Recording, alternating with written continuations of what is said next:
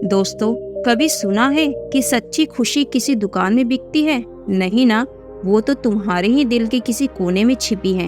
एक छोटी सी परी की तरह इंतजार कर रही है कि तुम उसे ढूंढो। सोचो, जब तुम अपने अंदर से खुश होते हो तो कैसा लगता है? जैसे चिड़िया उड़ रही हो, हर पल में धूप खिली हो। एक प्यारी सी बात, एक सुंदर फूल, हवा का झोंका भी तुम्हारे चेहरे पे मुस्कान ला देता है। असली खुशी तो मन के अंदर है, अच्छे से सोचने में, प्यार करने में, दूसरों का ख्याल रखने में, माफ करने में, मदद करने में। इन सबको जगाओ, खुद से प्यार करो, हर पल के मजे लो। यही वह जादू है जो तुम्हें सचमुच खुश कर देगी। दोस्तों, एक समय की बात है, एक गांव में एक लड़की रहती थी। वह लड़की सुंदर नहीं थी और उसका कोई भी नहीं था। वह अकेली ही रहा करती थी। वह खुद ही मेहनत करती और अपने लिए 2 वक्त की रोटी का प्रबंध किया करती थी। यूँ तो उसे 2 वक्त की रोटी मिल ही जाया करती, लेकिन फिर भी वह अपने आप से खुश नहीं थी। उसे दुनिया में सभी लोग सुखी नजर आते थे, सभी लोग खुशहाल नजर आते थे। उसका जीवन देखकर वह खुद को कोसा करती, खुद को तरह तरह की बातें कहती। वह कहती कि हे ईश्वर, आपने सभी को खुशहाल बनाया है, सभी को सुख दिया है, सभी को सुंदर बनाया है, तो मुझे क्यों नहीं? आखिर मैंने क्या बिगाड़ा है? आखिर मेरी गलती क्या थी? मैं जानती हूँ आप मुझसे कोई बदला ले रहे हैं। ऐसे ही निराश होकर एक दिन एक पेड़ के नीचे बैठी हुई रो रही थी। तभी वहां से एक बौद्ध भिक्षु भिक्षा लेकर गुजर रहे थे। उन्होंने जब उस लड़की को रोते हुए देखा तो वह उसके पास गए और उस लड़की से कहा, पुत्री, क्या बात है, तुम क्यों रो रही हो? इसका जवाब देते हुए वह लड़की उन बौद्ध भिक्षु से कहती है, हे गुरुवर, मुझे कोई प्यार नहीं करता, मुझे कोई पसंद नहीं करता, क्योंकि मैं काली हूँ, सुंदर नहीं हूँ और मेरे रंग को लेकर लोग मेरा मजाक बनाते हैं। मेरा कोई नहीं, मेरे पास तो धन भी नहीं। इस दुनिया में तो हर कोई सुखी है, हर किसी के पास सब कुछ है, हर कोई अपना जीवन खुशहाली से जी रहा है, तो मेरे पास क्यों नहीं? आखिर मैंने कौन सी गलती की है? मेरा क्या कसूर है? क्या मुझे सुखी होने का हक नहीं? बौद्ध भिक्षु उस लड़की की सारी बातें ध्यान पूर्वक सुनी और उसके बाद वह उस लड़की से कहते हैं, पुत्री, अगर तुम मुझे उस व्यक्ति से मिलवा दो जो अपने जीवन में सुखी हो, तो मैं तुम्हें एक ऐसी चीज दूंगा जिससे तुम सुंदर और सुखी दोनों बन जाओगी। उन बौद्ध भिक्षु के मुंह से यह सुनकर वह लड़की बहुत प्रसन्न हुई और तुरंत ही बौद्ध भिक्षु से कहती है, हे गुरुवर, क्या सचमुच ऐसा हो सकता है? इस पर भिक्षु लड़की से कहते हैं, हाँ, अवश्य ही हो सकता है। तो वह लड़की बौद्ध भिक्षु से कहती है, हे गुरुवर, यदि यह सचमुच संभव है तो मैं एक ऐसे आदमी को जानती हूँ जो बहुत सुखी है। मैं उसे अभी लेकर आती हूँ, आप मेरा यहीं पर इंतजार करना। इस पर वह बौद्ध भिक्षु लड़की से कहते हैं, हाँ पुत्री, जब तक तुम वापस नहीं लौटती मैं तुम्हारा यहीं पर इंतजार करूँगा। इतना कहकर वह लड़की वहाँ से भागी भागी अपने मालिक के पास पहुँची, जो कि एक किसान था। उसने किसान से कहा, मालिक, आप मेरे साथ चलिए, मुझे एक भिक्षु मिले हैं जिनसे मैं आपको मिलवाना चाहती हूँ। उन्होंने कहा है, अगर मैं एक सुखी व्यक्ति को उनके पास ले जाऊंगी तो वह मुझे सुखी और सुंदर दोनों बना देंगे। उस लड़की की बात सुनकर वह किसान दुखी होकर उस लड़की से कहता है, मैं तुम्हें कहाँ से सुखी लगता हूँ? इस पर लड़की किसान से कहती है, मालिक, आपके पास तो सब कुछ है, आपके पास घर है, अच्छा खाने के लिए है, रहने के लिए अच्छा मकान है, आपका अपना परिवार है, आपके पास धन है, तो आप दुखी कैसे हो सकते हैं? इस पर किसान जवाब देते हुए कहता है, अरे मूर्ख, मेरी फसल अच्छी नहीं हो रही, इसलिए इसके दाम भी अच्छे नहीं मिल रहे और राजा को लगान भी देनी है। मेरे पास तो इतने पैसे भी नहीं हैं कि मैं फिर से अच्छी किस्म के बीज खरीद सकूं, और इस बार बरसात में मेरी सारी की सारी फसल खराब भी हो गई थी। अब तो मेरे हालात और अधिक खराब हो चुके हैं और ऐसे हालातों में मैं सुखी कैसे रह सकता हूँ? जाओ किसी और को ढूंढो जो सचमुच सुखी हो। इस पर लड़की अपने मालिक से कहती है, मालिक तो आप ही बताइए, आपके हिसाब से कौन सबसे ज्यादा सुखी है जिसे मैं अपने साथ ले जा सकूं। इस पर किसान कुछ देर सोच विचार कर उस लड़की से कहता है, मुझे लगता है व्यापारी बहुत सुखी हैं। उन्हें ना तो फसल उगाने की चिंता है, ना ही फसलों की देखरेख करने की। उन्हें तो बस फसल खरीदनी होती है और वह उसे कहीं से भी खरीद सकता है। और तो और वे अन्य चीजों का भी व्यापार करते हैं जिनका मौसम से कोई लेना देना नहीं होता। तो वही सबसे सुखी है, तुम उन्हीं के पास जाओ।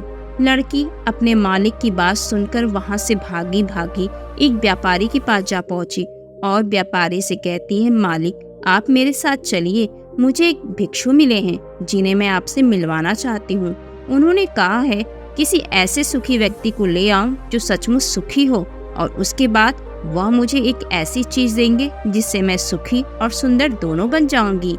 लड़की की बात सुनकर वह व्यापारी दुख भरे शब्दों में उस लड़की से कहता है, अरे हमारे जीवन में कहाँ सुख है, चारों ओर से तो हमें दुख ने ही घेर रखा है। चोर, लुटेरे, डकैत, हमें सबका ध्यान रखना पड़ता है।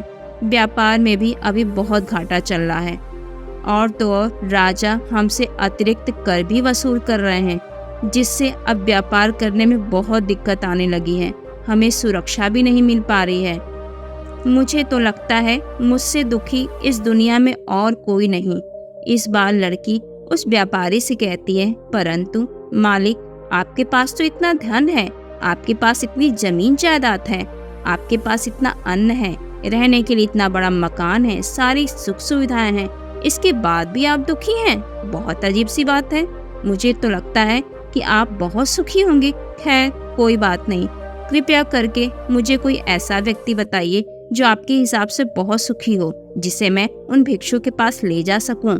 इस पर व्यापारी कुछ देर सोच विचार कर लड़की से कहता है, मुझे लगता है राज्य के अधिकारी बहुत सुखी हैं।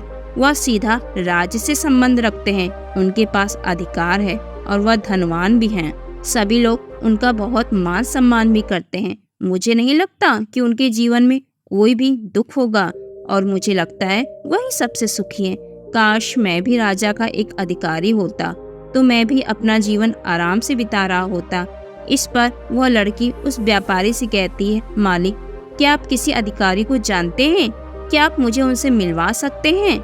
मैं उन्हें अपने साथ ले जाऊंगी। अगर वह सबसे सुखी हुए तो मुझे बौद्ध भिक्षु कुछ ऐसी चीज देंगे जिससे मैं भी सुंदर और सुखी हो जाऊंगी। व्यापारी को उस लड़की पर दया आ गई। उसने उस लड़की को एक अधिकारी से मिलवा दिया। लड़की ने अधिकारी से मिलने के बाद उस अधिकारी से कहा, मालिक आप मेरे साथ चलिए, मैं आपको एक बौद्ध भिक्षु से मिलवाऊंगी। उन्होंने मुझसे कहा है अगर मैं एक सुखी व्यक्ति को उनसे मिलवा दूंगी तो मुझे ऐसी चीज देंगे जिससे मैं सुंदर और सुखी दोनों हो जाऊंगी। इस पर अधिकारी लड़की से कहता है, तुम्हें किसने कह दिया कि मैं सुखी हूँ? अरे मेरे जैसा दुखी व्यक्ति तो इस दुनिया में और कोई नहीं होगा। तुम्हें नहीं पता लेकिन हम पर कितना दबाव होता है, हमारे ऊपर कितनी जिम्मेदारियां होती हैं। हमें हर एक आदेश को पूरा करना होता है और वह आदेश भी इतनी आसानी से पूरे नहीं होते। उनके लिए हमें कितनी मुश्किलें उठानी पड़ती हैं, कितनी दिक्कतों का सामना करना पड़ता है। राजा कुछ भी आदेश पारित कर देते हैं और उसे हमें लागू करना पड़ता है। जनता का गुस्सा और तरह तरह की मुश्किलें, सभी परिणाम हमें ही झेलने पड़ते हैं। और तुम्हें लगता है कि मैं सुखी हूँ? ऐसा कुछ भी नहीं है। भला अधिकारी बनकर मुझे क्या मिला? रोज रोज तरह तरह की तनाव। इस पर लड़की आश्चर्य से उस अधिकारी से कहती है, मालिक जहाँ तक मैं सोचती हूँ कि आप सबसे सुखी हैं, लेकिन आप भी सुखी नहीं लग रहे हैं। परंतु आपको क्या लगता है इस दुनिया में कोई ऐसा व्यक्ति है जो सबसे सुखी हो? क्या आप मुझे बता सकते हैं? मैं आपकी बहुत बहुत आभारी रहूंगी। उस लड़की की सारी बातें सुनने के बाद अधिकारी को उस लड़की पर दया आ गई। उस अधिकारी ने उस लड़की से कहा, देखो मुझे तो ऐसा लगता है कि इस पूरे राज्य में केवल एकमात्र व्यक्ति है जो सुखी है और वह है इस राज्य का राजा। मुझे तो केवल वही सुखी लगता है। उन्हें किसी की सुननी नहीं पड़ती। वह नियम बनाते हैं, आदेश देते हैं। काश मैं भी किसी राजा के घर जन्मा होता तो आज मैं भी बहुत सुखी होता। उस अधिकारी की बातें सुनकर लड़की उस अधिकारी से कहती है, मालिक आपसे एक विनती है, क्या आप मुझे एक बार राजा से मिलवा सकते हैं? आपका बहुत एहसान होगा। मुझे बस एक बार राजा से मिलना है, मैं उनसे कुछ पूछना चाहती हूँ। लड़की का चेहरा देखकर अधिकारी को उस पर दया आ गई। उसने कहा, चलो ठीक है, मैं अभी राज दरबार ही जा रहा था। एक काम करो, तुम भी मेरे साथ ही चलो और वहाँ पर राजा से तुम्हें जो भी पूछना है तुम पूछ लेना। इतना कहकर अधिकारी उस लड़की को राज दरबार ले गया। राज दरबार पहुंचने के बाद अधिकारी की विनती करने पर राजा उस लड़की की बात सुनने के लिए तैयार हो गए और उस लड़की को राज दरबार में बुलाया गया। राजा ने लड़की से कहा, बेटी तुम अपनी बात निडर होकर कहो, तुम्हें क्या कहना है, तुम मुझसे क्या पूछने आई हो? इस पर लड़की थोड़ा घबराते हुए, थोड़ा डरते हुए राजा से कहती है, हे राजन, मैं एक संपूर्ण सुखी व्यक्ति को ढूंढ रही हूँ। मुझे एक भिक्षु मिले हैं और उन्होंने मुझसे कहा है, यदि तुम कोई ऐसा सुखी व्यक्ति से मुझे मिलवा दो तो मैं तुम्हें एक ऐसी चीज दूंगा जिससे तुम सुंदर और सुखी दोनों हो जाओगी। काफी लोगों से मिलने के बाद मुझे यह पता चला कि आप ही हैं जो इस दुनिया में एकमात्र सुखी व्यक्ति हैं। तो क्या आप मेरे साथ उन भिक्षु से मिलने चलेंगे? आपका बड़ा एहसान होगा। राजा लड़की की बात सुनता है और उसके बाद जोर जोर से हंसने लगता है। लड़की से कहता है, अच्छा, सबकी तरह तुम्हें भी लगता है कि मैं दुनिया का सबसे सुखी व्यक्ति हूँ? लेकिन यदि कोई मुझसे पूछे कि इस दुनिया में सबसे दुखी व्यक्ति कौन है तो मैं कहूँगा कि मेरे पास नींद नहीं है, मेरे पास आराम नहीं है, मैं आराम से सो नहीं पाता।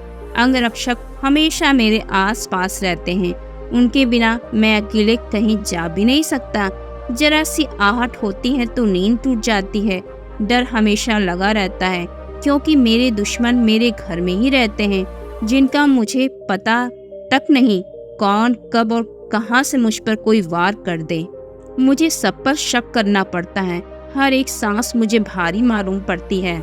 इस पर लड़की राजा से कहती है, हे राजन, क्षमा कीजिएगा, परंतु यदि सुख धन दौलत नहीं देती, राज्य नहीं देता, जमीन जायदाद नहीं देती, ऐशो आराम नहीं देता, तो क्या हुआ, कम से कम सुंदरता तो सुख देती है। इस पर राजा एक बार फिर मुस्कुराते हुए उस लड़की से कहता है, पुत्री, सुंदरता जो मैंने देखी है, जो लोग शक्ल से सुंदर होते हैं उनके मन सुंदर नहीं होते।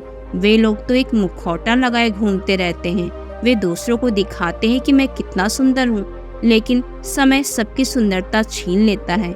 एकमात्र सुंदरता मन में ही रहती है और जिसका मन सुंदर है वह हमेशा ही सुंदर बना रहता है। इस पर वह लड़की राजा से कहती है, हे महाराज, तो आप ही बताइए, आपके हिसाब से इस दुनिया में सबसे सुंदर और सुखी कौन है?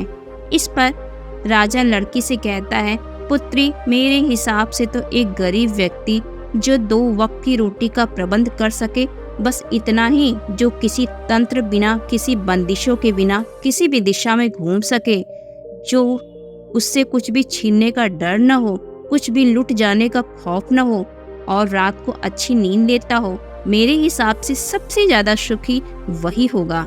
इस हिसाब से मैं तुम्हें देखता हूँ कि तुम सबसे सुखी हो। तुम्हारे पास नींद है, अच्छा मन है, चारों दिशाएं हैं और कोई डर नहीं, कोई साजिश नहीं, कोई षड्यंत्र नहीं, बस जीवन है, खुला जीवन। मेरे हिसाब से तुम ही सबसे सुखी हो। सारी बातें सुनकर एक पल के लिए वह लड़की सोच में पड़ गई और तभी उसे इस बात का एहसास भी हो गया, वाकई में वह एकमात्र सुखी है, वही सुंदर है। और अब वह जो थी, जैसी भी थी, उसे खुद के होने पर गर्व होने लगा। वह पूरे दिन यहाँ वहाँ भटकते हुए आखिरकार थक हार कर, लेकिन संपूर्ण सुख लिए, वह चेहरे पर मुस्कान लिए, प्रकृति से बातें करते हुए वह बौद्ध भिक्षु के पास वापस लौटी और बौद्ध भिक्षु से कहा, हे गुरुवर, मैं यहाँ से गई थी तो मुझे लग रहा था कि मैं ही सबसे दुखी हूँ और मैं ही सबसे बदसूरत, लेकिन यहाँ से जाने के बाद जैसे जैसे मैं लोगों से मिलती गई, मुझे यह एहसास होने लगा कि इस दुनिया में सबसे सुखी व्यक्ति तो मैं ही हूँ। हाँ, यह बात और है, मैं किसी सुखी व्यक्ति को आपके पास ला ना सकी, क्योंकि मुझे लगता था कि मुझे छोड़कर सब सुखी हैं, लेकिन बात तो कुछ उल्टी ही हो गई। यहाँ तो मुझे छोड़कर सभी दुखी हैं। सभी को किसी न किसी चीज का डर है, कुछ हो जाने का डर है, कुछ ना पाने का डर है, खुलकर ना जीने का डर है। इस हिसाब से तो मेरे पास सब कुछ है।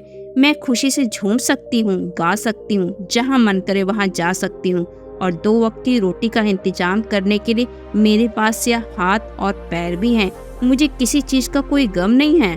बौद्ध भिक्षु उस लड़की से कहते हैं, पुत्री, आखिरकार तुम्हें वह सुंदरता और सुख मिल ही गया। अब से तुम सुंदर और हो। यह कहकर और बौद्ध भिक्षु वापस अपने आश्रम लौट गए, और वह लड़की भी अब जान चुकी थी वही सबसे सुंदर और सुखी है। अब उसे किसी बात का कोई गम न था। ना कभी उसने अपने आप को कोसा और ना कभी ईश्वर से अब शिकायत की, बल्कि वह अपने आप में हमेशा खुश रहती, हमेशा मस्त रहती। तो दोस्तों, हमें भी ऐसा ही लगता है कि हमारे पास कुछ नहीं और सामने वाले के पास सब कुछ है, और वह कितना सुखी है। उसके पास हर चीज है, हर ऐशो आराम है, हर सुविधाएं हैं। किंतु ऐसा है नहीं। यह केवल आपके देखने का नजरिया है। असली सुख तो आपके पास ही है, और वह है संतुष्टि। यदि आप अपने आप से संतुष्ट हैं, आपके पास जो कुछ भी है, यदि उसमें आप खुश हैं, तो आपको कोई भी गम डरा नहीं सकता, आपको कोई भी दुख परेशान नहीं कर सकता। इसी कहानी के साथ उम्मीद करती हूँ कि आप सबको हमारा आज का वीडियो जरूर पसंद आया होगा। हमारा वीडियो अंत तक देखने के लिए आपका दिल से धन्यवाद।